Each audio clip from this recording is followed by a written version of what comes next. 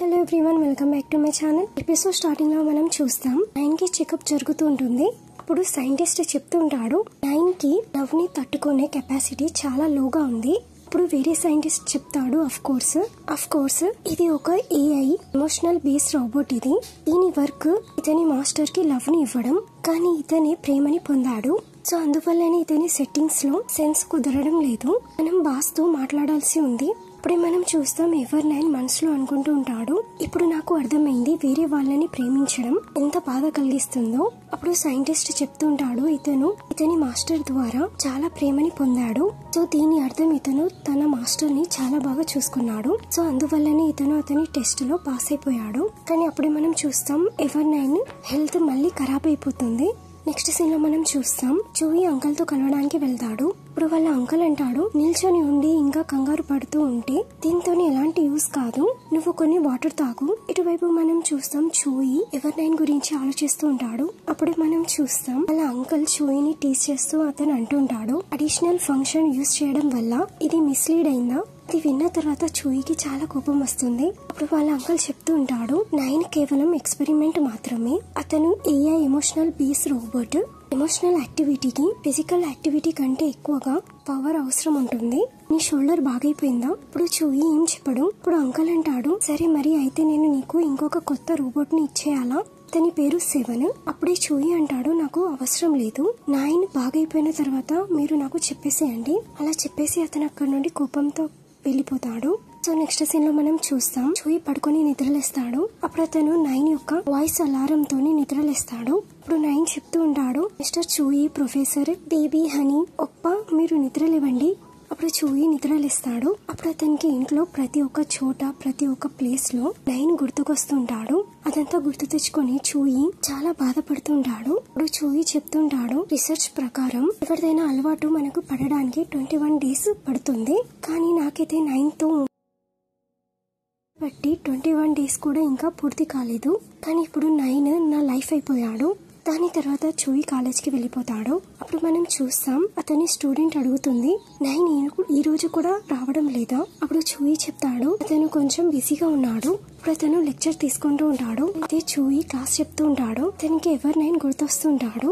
So దాని వల్ల అతను చాలా సాడ్ అయిపోతాడు. సో నెక్స్ట్ సీన్ లో మనం చూస్తాం చూయి తన ఆఫీస్ రూమ్ లోకి వెళ్తాడు. అప్పుడు అతనికి అక్కడ 9 గుర్తొస్తుంటాడు. అప్పుడు అతను చెప్తుంటాడు 9 నీ ప్లేస్ ని ఎవరు కూడా రీప్లేస్ చేయలేరు. నేనైతే దీన్ని యాక్సెప్ట్ చేయాలనుకుంటున్నాను నువ్వు ఇక్కడ లేవు అని. కానీ నాకు అన్ని వస్తువులు నీ గురించి గుర్తు తీసుకొస్తున్నాయి. సో నెక్స్ట్ సీన్ లో మనం చూస్తాం చూయిని ఇంట్లో. అప్పుడు అతను చాలా సాడ్ అయిపోయి ఎక్కడైతే 9 కూర్చుని ఉంటాడో ఆ ప్లేస్ లో కూర్చుంటాడు. అప్పుడు అతను చెప్తుంటాడు, ఇదైతే చాలా లాంగ్ టైమ్. ఎప్పుడైతే మేమిద్దరం విడిపోయి ఉన్నామో మేమిద్దరం దూరం అయ్యి 13 hours 11 minutes అవుతున్నాయి. అప్పుడు అతను 9 ని గుర్తు తెచ్చుకుంటాడు. అప్పుడు అతను చెప్తుంటాడు, ఇలాగా ఫీల్ అవుతూ ఉంటుంది మనం వేరే వాళ్ళ గురించి వెయిట్ చేస్తే. అప్పుడు అతను అక్కడ 9 యొక్క నోట్స్ ని ఉన్న అతని పిక్చర్స్ ని చూస్తాడు. అప్పుడు మనం చూస్తాం అతను అక్కడ ఇన్స్టెంట్ నూడిల్స్ ని తినడానికి వెళ్తాడు. కానీ అప్పుడే అతనికి 9 చెప్పిన మాటలు గుర్తొస్తాయి. ఇప్పుడు 9 చెప్తూ ఉంటాడు, ఈ ఫుడ్ అసలు హెల్దీ కాదు. సో అప్పుడు అతను అక్కడ ఫుడ్ ని ప్రిపేర్ చేసుకోవడానికి వెళ్తాడు. అప్పుడే అతను వాళ్ళ అంకల్ కి మెసేజ్ చేస్తాడు 9 ఎప్పుడు ఇంటికి వస్తాడు. సో ఆ మెసేజ్ చదివిన తర్వాత వాళ్ళ అంకల్ అంటాడు, ఏంటి ఇంటికా. అసలు చూయి ఎవర్9 గురించి అసలు ఏం ఆలోచిస్తున్నాడు. నెక్స్ట్ సీన్ లో మనం చూస్తాం చూయి నైట్ మొత్తం గేమ్ ఆడుతూ ఉంటాడు. ఎప్పుడైతే అతను 9 తోని ఆ గేమ్ ని ఆడాడో సో నెక్స్ట్ సీన్ లో మనం చూస్తాం వాళ్ళ అంకల్ అతను అంటాడు కమిన్. సో ఇక్కడ మనం చూస్తాం ఎవర్9 బాగైపోతాడు. అప్పుడు అతను 9 తో అడుగుతాడు, నీకు చూయి యొక్క ఇల్లు ఎలా అనిపించింది. దానికి 9 అంటాడు, చాలా గ్రేట్. అయితే మరి నేను ఇంటికి వెళ్ళొచ్చా. ఇప్పుడు వాళ్ళ అంకల్ అంటాడు, వెయిట్, నీ రిపోర్ట్ ప్రకారం నీ లవ్ లాజిక్ యొక్క ఎమోషన్స్ డౌన్ అయిపోయాయి. ఆఫ్టర్ ఆల్ నువ్వు ఒక ఎక్స్పెరిమెంట్ మాత్రమే. సో నువ్వు మర్చిపోకు, ఎప్పుడైతే నీ మిషన్ కంప్లీట్ అయిపోతుందో నేను నిన్ను రీసెట్ చేసేస్తాను. అప్పుడు నువ్వు మొత్తం మర్చిపోతావు. అది విన్న తర్వాత 9 షాక్ అయిపోతాడు. అప్పుడు అంకల్ చెప్తుంటాడు, అసలైతే అలవ్ లేదు మొత్తం విషయం నీకు చెప్పడం, ఎందుకంటే నువ్వు ఒక ఎమోషనల్ రోబోట్. సో అందువల్లనే నువ్వు నా మాటలను అర్థం చేసుకుంటావు అనుకుంటున్నాను. ఇంకా నువ్వు చూయికి కూడా అర్థమయ్యేలాగా చెప్పు, ఎందుకంటే అతను కంపెనీని కూడా ఇబ్బంది పెట్టొద్దు అని. దానికి 9 ఏడ్చుకుంటూ అతను చెప్తూ ఉంటాడు, నాకు తెలుసు నా మాస్టర్ బాగైపోయాడు అని, కానీ నా డేటాబేస్ ప్రకారం అతనికి అవసరం ఉన్నారు క్లీనింగ్, ఇంకా ఎవరైనా అతనితో కలిసి ఉండడానికి. అప్పుడు వాళ్ళ అంకుల్ చెప్తూ ఉంటాడు, నాకు తెలుసు నైన్, చూయికి హౌస్ కీపర్ అవసరం లేదు, అతనికి ఇంకొక లైఫ్ పార్ట్నర్ అవసరం ఉన్నాడు. అప్పుడు నైన్ చెప్తుంటాడు, అయితే మరి ఆ పర్సన్ వచ్చే వరకు నేను అతనితో కలిసి ఉండొచ్చా? అప్పుడు వాళ్ళ అంకుల్ అంటాడు, వెల్ నైన్, అతనికి ఒక మనిషి తోడవసరం, నువ్వు కేవలం ఒక రోబోట్ మాత్రమే. అది విన్న తర్వాత ఇక్కడ నైన్ చాలా సాడ్ అయిపోతాడు. ఇవన్నీ మాటలు చాలా చేదు కానీ ఇదే నిజం. సో నెక్స్ట్ సీన్ లో మనం చూస్తాం, చూయి చాలా ఆతృతగా నైన్ గురించి వెయిట్ చేస్తూ ఉంటాడు. సో అప్పుడు మనం చూస్తాం అక్కడ వాళ్ళ అంకుల్ వస్తాడు. అప్పుడు తను అంటాడు, హలో చూయి. కానీ ఇక్కడ మనం చూస్తాం చూయి పరిగెడుతూ నైన్ దగ్గరికి వెళ్తాడు. అప్పుడు అతను నైన్ ని చెక్ చేస్తూ ఉంటాడు, అతను బాగున్నాడా లేదా అని. అప్పుడు అతను నైన్ ని హక్ చేసుకుని అప్పుడు తను అంటాడు, నువ్వు బాగున్నావా? అప్పుడు నైన్ అంటాడు, హా పద మనం ఇంటికి వెళ్దాం. దానికి చూయి చాలా హ్యాపీగా ఫీల్ అయ్యి అతను అంటాడు, పద వెళ్దాం. సో ఇదంతా చూసి వాళ్ళ అంకుల్ చాలా కన్ఫ్యూజ్ అయిపోతాడు. సో నెక్స్ట్ సీన్ లో మనం చూస్తాం వాళ్ళ అంకుల్ ఆఫీస్ ని. అప్పుడు వాళ్ళ అంకుల్ కాల్ మీద చెప్తుంటాడు, నైన్ యొక్క నాన్ డిలీటబుల్ డాటా యొక్క ఫైల్స్ ని నాకు సెండ్ చేయండి. అప్పుడే అతనికి ఆ ఫైల్ దొరుకుతుంది. అప్పుడు అతను అక్కడ చూస్తాడు. అప్పుడు అతను వాళ్ళ అన్డిలీటబుల్ మెమొరీని చూస్తాడు. అప్పుడు అక్కడ నైన్ చూయితో గడిపిన స్వీట్ మూమెంట్స్ ని అక్కడ సేవ్ చేసుకుని ఉంచుకుంటాడు. అప్పుడు వాళ్ళ అంకుల్ చాలా షాక్ అయ్యి అతను చెప్తుంటాడు, నైన్ నువ్వు వితౌట్ నా పర్మిషన్. సో ఇక్కడ వాళ్ళ అంకుల్ చాలా షాక్ అయ్యి చెప్తుంటాడు, ఇక్కడ నైన్ వితౌట్ నా పర్మిషన్ నువ్వు ఇదంతా డాటాని నాన్ డిలీటబుల్ ఫైల్ లో ఎలా సేవ్ చేసి పెట్టుకున్నావు? సో ఇక్కడ మనం చూస్తాం అతను చూయి ఉన్న నైన్ కిస్ చేసుకున్న ఆ ఫైల్ ని కూడా చూస్తాడు. సో అప్పుడు అతను చెప్తూ ఉంటాడు, చూయి నువ్వు నీకు మనుషులంటే నచ్చరు, సో అందువల్లనే నువ్వు ఏ ప్రొడక్ట్ తో ప్రేమించావు. ఇంకా ఇక్కడ నేను అర్థం చేసుకోలేకపోతున్నాను, నైన్ నువ్వు చూయి గురించి హామా లేకపోతే లవ్వా? సో నెక్స్ట్ సీన్ లో మనం చూస్తాం నైన్ చెప్తాడు, నేను ఇంట్లో లేనప్పుడు మిమ్మల్ని మీరు బాగా చూసుకున్నారా? అప్పుడు చూయి అంటాడు, హా నేను ట్రై చేశాను కానీ అలా చేయలేకపోయాను. అప్పుడు నైన్ చెప్తాడు, నేను మీ చేతి యొక్క వంటని టేస్ట్ చేయాలనుకుంటున్నాను.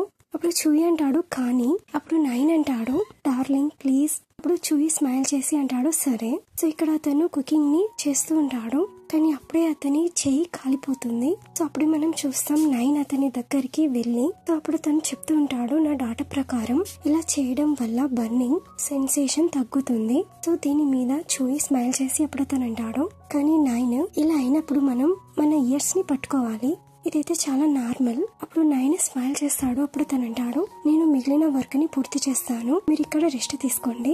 సో ఇక్కడ నైన్ కుకింగ్ చేస్తుంటాడు. అప్పుడు తను ఆలోచిస్తాడు, ఎప్పుడైతే నేను మీతో ఉన్నానో అప్పుడు మీరు ఎలా మిమ్మల్ని చూసుకోగలరు? సో నెక్స్ట్ సీన్ లో మనం చూస్తాం, ఎప్పుడైతే చూయి దగ్గరికి నైన్ వెళ్లి పడుకుంటాడు. అప్పుడు అతను చెప్తూ ఉంటాడు, మీ హార్ట్ బీట్ చాలా ఫాస్ట్ గా కొట్టుకుంటుంది. అప్పుడు చూయి చెప్తుంటాడు, అవి వాటి వర్క్ చేస్తున్నాయి. అప్పుడు నైన్ చెప్తుంటాడు, ఈ ఫాస్ట్ హార్ట్ బీట్ ఇది నా వల్ల అయితే కాదు కదా. అప్పుడు అతను ఇక్కడ చూయిని సెడ్యూస్ చేస్తూ ఉంటాడు. అప్పుడు అతను చెప్తుంటాడు, మీరు ట్రై చేయాలనుకుంటున్నారా ఏదైతే మనం ఇప్పటి వరకు చేయలేదు? నేను మీకు నా అడిషనల్ ఫీచర్స్ గురించి గుర్తుకు తేవాలనుకుంటున్నాను. సో అప్పుడే చూయి నైన్ ని పట్టుకుంటాడు. అప్పుడు అతను చెప్తుంటాడు, కానీ నాకు ఎలాంటి ఎక్స్పీరియన్స్ లేదు. అప్పుడు నైన్ చెప్తాడు, పర్వాలేదు ఇది నా పని. సో ఇక్కడ అతను చూయిని టీస్ చేస్తుంటాడు. సో ఇక్కడ వాళ్ళ నాన్ స్టాప్ కిస్సింగ్ జరుగుతుంటుంది. సో మార్నింగ్ సీన్ లో మనం చూస్తాం, చూయి నైన్ ని చూస్తుంటాడు. అప్పుడే చూయి నిద్ర లేచి నైన్ కి మార్నింగ్ కిస్ ని ఇస్తాడు. అప్పుడే మనం చూస్తాం నైన్ మళ్ళీ చూయి దగ్గరికి వెళ్తాడు. అప్పుడు అతను చెప్తుంటాడు, ఇప్పటి వరకు ఒక ఫ్యూచర్ అన్లాక్ కాలేదు, అది లవ్ యొక్క రైట్. ఇప్పుడు చూయి అంటాడు, ఏంటి? సో ఇక్కడ మనం చూస్తాం నైన్ చూయికి ఇక్కడ కిస్ చేస్తుంటాడు. అతని హెడ్ మీద కిస్ చేస్తాడు. అప్పుడు అతను అంటాడు, ఇది కేరింగ్. అప్పుడు అతను ఇయర్స్ మీద కిస్ చేస్తాడు. అప్పుడు అతను అంటాడు, టెంప్టేషన్. అప్పుడు అతను లిప్స్ మీద కిస్ చేస్తాడు. అప్పుడు అతను అంటాడు, ఇది లవ్. నెక్స్ట్ నెక్ మీద కిస్ చేస్తాడు. అతను అంటాడు, ఇది డిజైర్.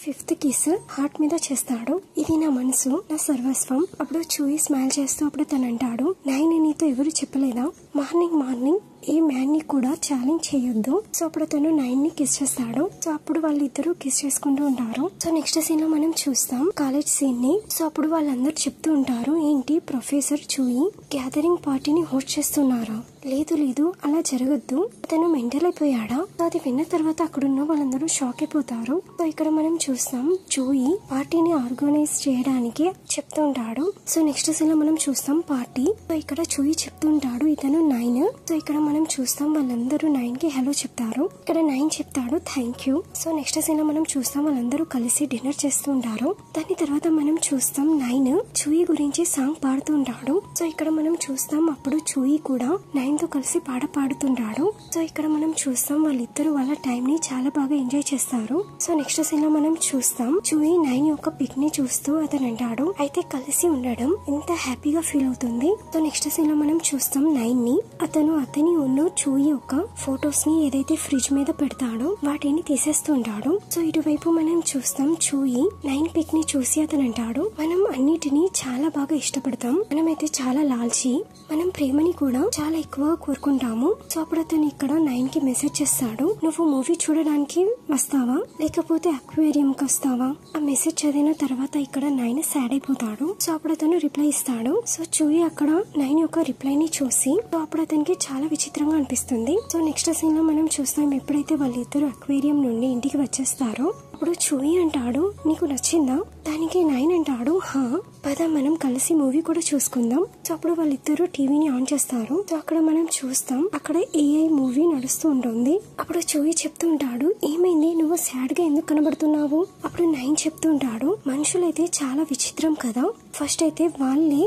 రోబోట్ AI ని రెడీ చేస్తారు, దాని తర్వాత వాళ్ళ డేంజరస్ మూవీని కూడా రెడీ చేస్తారు, దీంతోనైతే వాళ్ళందరూ వాటితోని భయపడడానికి. అప్పుడు జోయి అంటాడు అదేం లేదు ఈ మూవీలో చాలా సీన్స్ హార్ట్ టచింగ్ కూడా ఉన్నాయి. అప్పుడు 9 అంటాడు నాకు ఈ మాటలతోని ఎలాంటి ఫరక్ పడదు, నా లోపల అయితే కేవలం మాత్రం కోడ్ అయింది, నేను కొన్ని ఫీలింగ్స్ ని మాత్రం అర్థం చేసుకోగలను. అప్పుడు జోయి చెప్తాడు నేను అర్థం చేసుకోలేకపోతున్నాను, నువ్వు ఏం చెప్పాలనుకుంటున్నావు. సో ఇక్కడ జోయి చాలా కన్ఫ్యూజ్ అయిపోతాడు 9 ఇలాగా రూడ్ గా ఎందుకు బిహేవ్ చేస్తున్నాడు అని. అప్పుడు మనం చూస్తాం జోయి అంటాడు 9 ఏదైతే నేను నీకు చైన్ ఇచ్చానో అది ఎక్కడుంది. అప్పుడు 9 అంటాడు చైనా మేబీ నేను ఎక్కడైనా పెట్టి మర్చిపోయాను కావచ్చు, నేను దాన్ని వెతకడానికి వెళ్తాను. సో అప్పుడు మనం చూస్తాం జోయి అంటాడు నువ్వేమైనా కొత్తగా ట్రై చేయాలనుకుంటున్నావా కలిసి. అప్పుడు 9 కోపంతో అంటాడు లేదు. సో ఇక్కడ మనం చూస్తాం 9 ఏదైతే ఫ్రిడ్జ్ మీద అతను పెట్టిన లిస్ట్ ని ఏదైతే అతను 9 తో కలిసి చేయాలనుకున్నాడో వాటన్నిటిని కట్ చేస్తూ ఉంటాడు.